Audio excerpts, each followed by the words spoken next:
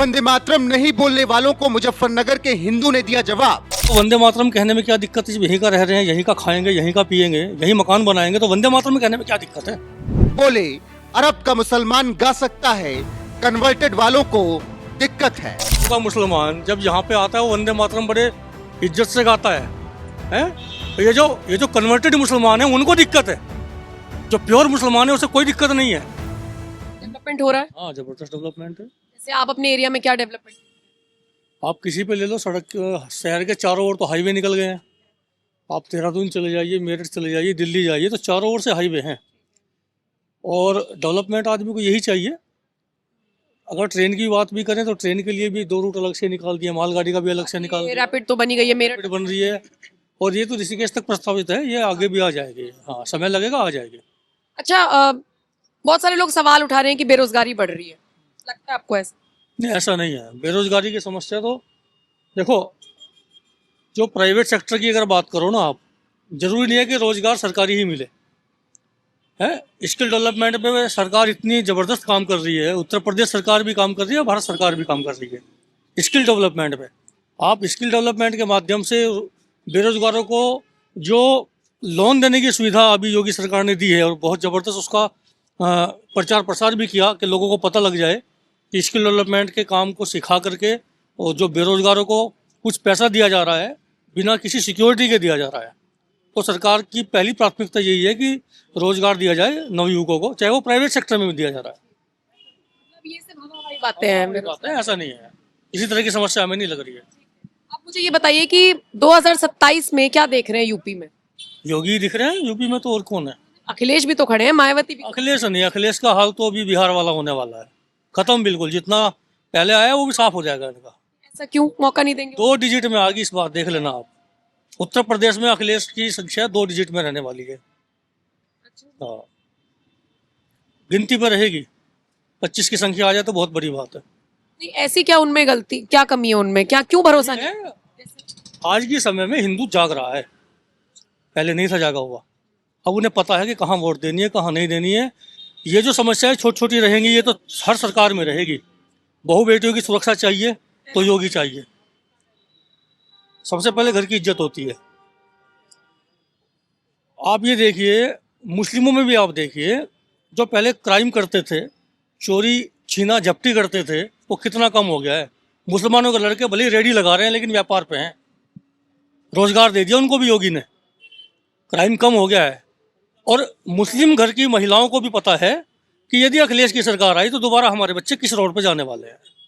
तो आप भूल जाइए, अखिलेश तो गायब हो जाएगा इस बार, एक तरफा योगी आएगा, एक तरफ। अब एक बात बताइए, घुसपैठ भी एक बड़ा मुद्दा है, चाहे हम देश के लिए बात करें, चाहे प्रदेश के लिए बात करें। अभी योगी सरकार ने एक नया कदम क्या उठाया है? डिटेंशन सेंटर बनाए जा रहे हैं, घुसपैठियों की लिस्ट तैयार की जा रही है, जो जो अवैध तरीके से रह रहे हैं उनकी लिस्ट तैयार की जा रही है, ताकि उनको यहाँ से हटाया जा सके। इस कदम पे क्या? नहीं तो सही हो रहा है स्टेप, बिल्कुल। अभी योगी जी ने आज ही 4 IASओं की नियुक्ति की है, जो इस चीज़ को देखेंगे। 4 विभाग में, 4 हिस्सों में बांट दिया है यूपी को पूरी को, और 4 IAS की आज ही नियुक्ति की है। अभी मैसेज आया है मेरे पास। और चारों को अलग अलग मंडल दे दिए हैं, मंडल दिए हैं 4-4, 5-5 मंडल, सिर्फ इसी चीज़ के लिए। तो योगी जी तो जो जमीनी स्तर पे काम कर रहे हैं, वो सोच से परे है, सोच से परे है वो चीज़ जो ये करने हैं। लेकिन एक आम नागरिक के तौर पे घुसपैठियों को या अपने अगल बगल हमें भी तो देखना, हमारी भी तो सभी की जिम्मेवारी है। हम सब लोग पहले देखते थे, लेकिन जो वर्किंग स्टाइल सरकार का है, कुछ समय बाद लोग उसी धारणा में चलने लगते हैं। हमें भी पहले अपने अगल बगल के लोग दिखते नहीं थे, लेकिन अब दिखने लगे हैं। घुसपैठिए भी दिखने लगे हैं, अराजक तत्व भी दिखने लगे हैं। तो वो सब सरकार के वर्किंग स्टाइल पे काम करता है।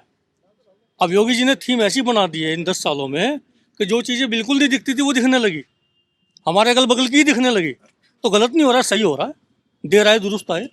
एक बात मुझे और बताइए कि ये जो वंदे मातरम पर लोगों को आपत्ति हो जा रही है, योगी ने तो कह दिया भैया वंदे मातरम, और योगी ने भी कह दिया ये हमारी आपसी समझ भी है, अगर हम देश में रह रहे हैं, देश का खा रहे हैं, वंदे मातरम, भारत माता की जय में दिक्कत नहीं। आप ये बताइए, कितने मुसलमानों को देश से बाहर निकाला? जब पहले जो दिल्ली में बैठ गए थे धरना दे करके कि मुसलमान बाहर चले जाएंगे, किसी को निकाला? सब यही है ना, वो जिसका जहाँ अधिकार है वो रहेगा भी।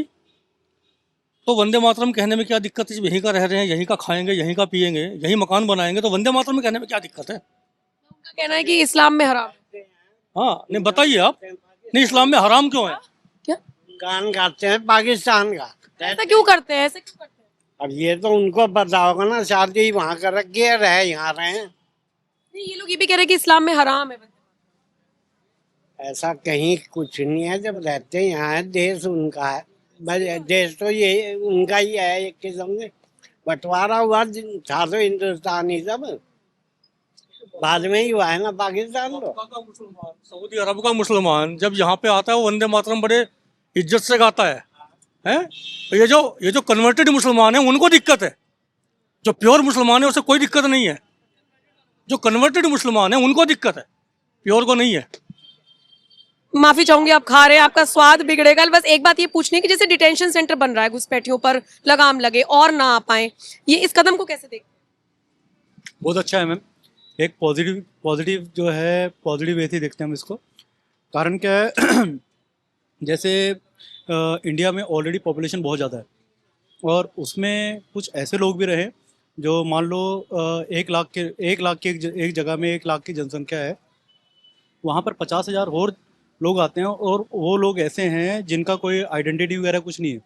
उनके कारण होने वाले नुकसान, जैसे कई बार जैसे कई जगह पे हुआ है कि स्ट्राइक्स हुई हैं, कई जगह पे ऐसे काम हुए हैं जहाँ पर इस तरीके के लोग जो है पाए जाते हैं, है ना। कुछ जैसे पत्थरबाजी हुई कहीं पर, जैसे लोग जो है नॉर्मली अपनी स्ट्राइक्स कर रहे हैं, और वहाँ पर एकदम जो है ये एकदम से इकट्ठे हो गए। हाँ, अनएक्सपेक्टेड बरेली में देखा हमने, संभल में देखा। उसमें क्या होता है, एकदम एक भीड़ आती है और वो ऐसे अनएक्सपेक्टेड जो चीज़ें करने के बाद वो गायब हो जाती है।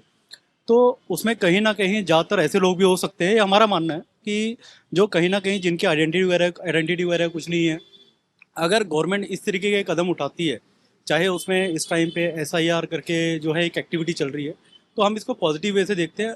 क्योंकि रीज़न क्या है, जो जिन लोगों के पास यहाँ की आइडेंटिटी है, उनको ना कोई दर्द है, ना उनको कोई दिक्कत है। बस दिक्कत उन लोगों को है, और वही लोग ज़्यादा जो है शोर शराबा कर रहे हैं, जिन लोगों के पास आइडेंटिटी के नाम पे कुछ भी नहीं है। उनको समर्थन करने वाले भी तो बहुत हैं। उनको समर्थन वही लोग करेंगे जो उनका सपोर्ट करते हैं, जिनको ऐसे लोगों की जैसे अनएक्सपेक्टेड मूवमेंट में हेल्प चाहिए।